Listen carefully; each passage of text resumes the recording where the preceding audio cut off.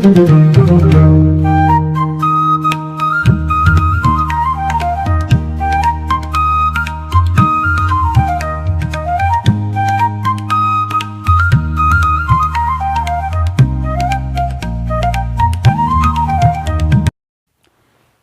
को सादर नमस्कार। वैशेषिक दर्शन की भौतिकी पाठ्यक्रम के इस द्वितीय मॉड्यूल में आप सभी का हार्दिक स्वागत एवं अभिनंदन। आज के इस मॉड्यूल में हम भारतीय दर्शन परंपरा में वैशेषिक दर्शन का क्या महत्व है और इस दर्शन के नामकरण का क्या आधार है, इस विषय में पढ़ेंगे। इस मॉड्यूल के द्वारा आप यानी अधिगमकर्ता भारतीय दर्शन परंपरा के मूल प्रयोजन को जान सकेंगे, भारतीय दर्शन की आध्यात्मिक अवधारणा से परिचित हो सकेंगे, न्याय वैशेषिक विचारधारा का परिचय प्राप्त कर सकेंगे, भारतीय दर्शन परंपरा में वैशेषिक दर्शन के महत्व को भी जान सकेंगे, वैशेषिक दर्शन के नामकरण के विषय में विविध मतों से भी परिचित हो सकेंगे। उदयनाचार्य के अनुसार वैशेषिक दर्शन के नामकरण के संबंध में प्रचलित विविध उक्तियों का ज्ञान भी प्राप्त कर सकेंगे। साथ ही वैशेषिक दर्शन के नामकरण से जुड़े जो विविध प्रसंग हैं उनसे भी परिचित हो सकेंगे। तो आइए प्रारंभ करते हैं। भारतीय दर्शन शास्त्र का प्रयोजन तथा आध्यात्मिक अवधारणा। वैदिक काल से लेकर वर्तमान समय पर्यंत भारतीय दार्शनिक परंपराएं निरंतर मानव सभ्यता को अपने दार्शनिक चिंतन से प्रभावित करती रही हैं। मनुष्य एक वैचारिक प्राणी होने के नाते उसके हृदय में सदा से ही अस्तित्व विषयक जिज्ञासा बनी रहती है और वह अपने चारों ओर व्याप्त दृश्य अदृश्य पदार्थों को जानने का प्रयास करता है। जन्म से लेकर मृत्यु पर्यंत मानव अपने अस्तित्व की समस्या का समाधान में व्याकुल रहता है। वह ये जानना चाहता है कि वह कौन है, कहाँ से आया है, इस दृश्यमान जगत का सच्चा स्वरूप क्या है, इसकी उत्पत्ति कहाँ से हुई है, इसकी सृष्टि का कौन कारण है, यह चेतन है या अचेतन, इस संसार में हमारे लिए कौन सा कार्य उपयुक्त है, हमारे क्या कर्तव्य हैं, जीवन को सुचारू रूप से व्यतीत करने के लिए कौन सा सुंदर साधन मार्ग है। मानव की इन्हीं अनादि जिज्ञासा के समाधान हेतु प्रवृत्त शास्त्र का नाम ही दर्शन है। इन प्रश्नों का उत्तर देना ही दर्शन का प्रधान ध्येय है, प्रधान लक्ष्य है। प्रसिद्ध पाश्चात्य दार्शनिक कांट के अनुसार दर्शन शास्त्र का प्रयोजन यह समझना है कि व्यक्ति क्या है और क्या हो सकता है एवं इस जगत में उसे कैसा होना चाहिए तथा वह ऐसा किस प्रकार से बन सकता है। उस विश्व का स्वरूप क्या है जिसमें व्यक्ति की सत्ता है एवं जिसमें रहकर वह अपने जीवन का उद्देश्य प्राप्त कर सकता है। इन मूल प्रश्नों के जो उत्तर भिन्न भिन्न देशों के दार्शनिकों ने समय समय पर अपनी मान्यताओं, अपनी विचारधाराओं तथा अपने दृष्टिकोण के अनुसार दिए हैं, वह उत्तर ही ज्ञान के क्षेत्र में विभिन्न दार्शनिक सिद्धांतों के रूप में जाने जाते हैं। चूंकि दर्शन शास्त्र विश्व की समस्या को समझने का एक मानवीय प्रयास है, इसलिए इस पर जाति और संस्कृति के प्रभावों का पढ़ना निश्चित है। प्रत्येक राष्ट्र की अपनी विशिष्ट मनोवृत्ति होती है और उसका बौद्धिक झुकाव भी अपना विशेष होता है। भारतीय जीवन में आध्यात्मिक प्रयोजन का स्थान सदा ही सर्वोपरि रहा है। यह भारत की प्रगाढ़ आध्यात्मिकता ही है जिसने इस देश को काल के विध्वंसकारी प्रभावों और इतिहास की दुर्घटनाओं को सहन कर सकने का सामर्थ्य प्रदान किया। भारत के इतिहास में कई बार बाह्य आक्रमणों और आंतरिक फूट ने इसकी सभ्यता और इसकी संस्कृति को नष्टप्राय करने का प्रयास किया।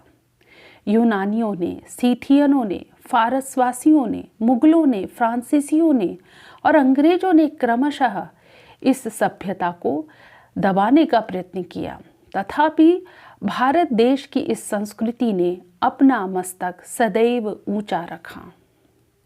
वस्तुतः भारत पूरे तौर से कभी भी पराजित नहीं हुआ है और इसकी आत्मा की वह पुरातन लौ आज भी प्रकाशमान है।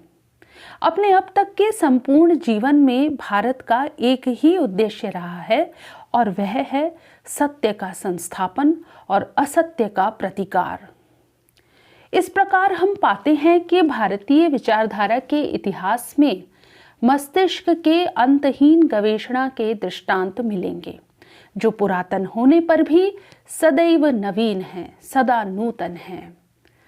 भारत में प्रायः सभी धार्मिक संप्रदायों ने मनुष्य जीवन का चरम लक्ष्य मोक्ष को ही माना है। अतः सभी भारतीय विचारकों ने अपने सिद्धांतों को इस रूप में प्रस्तुत किया है कि वे विचार स्वातंत्र्य प्रदान कर सूक्ष्मदर्शिता के साथ स्वयं के जीवन का रूपांतरण कर सकें, अर्थात मानव के लिए मोक्ष प्राप्ति में सहायक बन सकें। इस दृष्टि से समग्र भारतीय दर्शन आध्यात्मिक दर्शन की कोटि में आते हैं, किंतु इसका यह तात्पर्य कदापि नहीं है कि वे काल्पनिक या एकांतवास को ही महत्व देते हैं। अपितु भारतीय दर्शन मानव समुदाय के कल्याण में अपनी रुचि रखते हैं।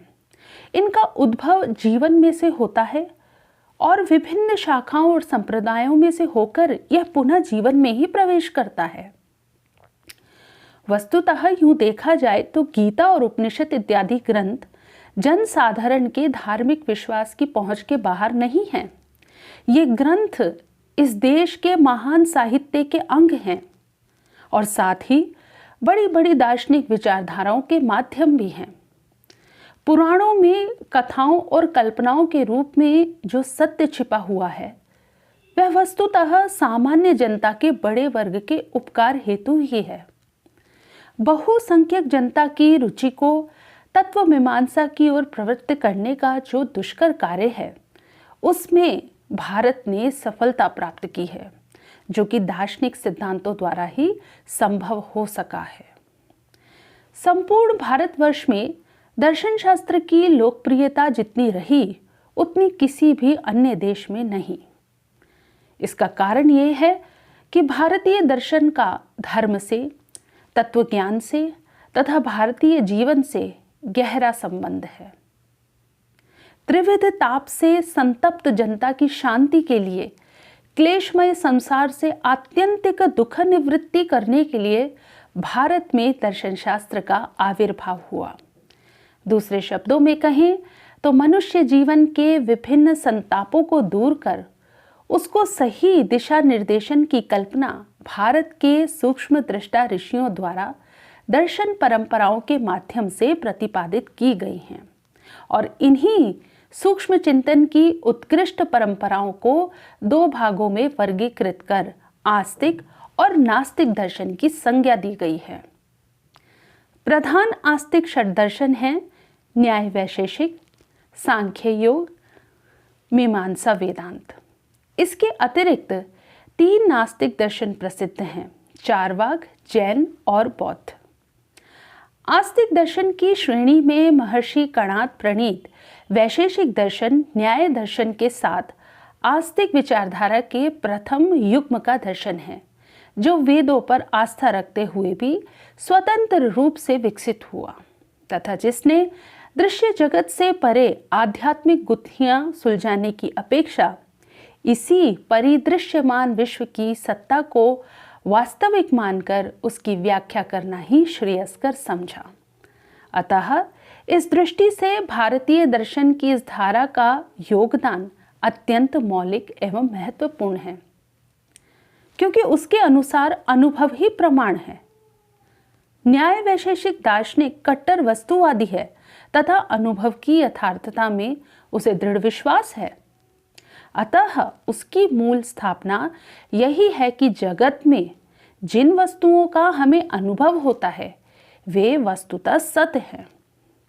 अन्य शब्दों में कहा जाए तो बाह्य वस्तुओं की वास्तविकता को जानने के लिए हमारा अनुभव ही एकमात्र प्रमाण है।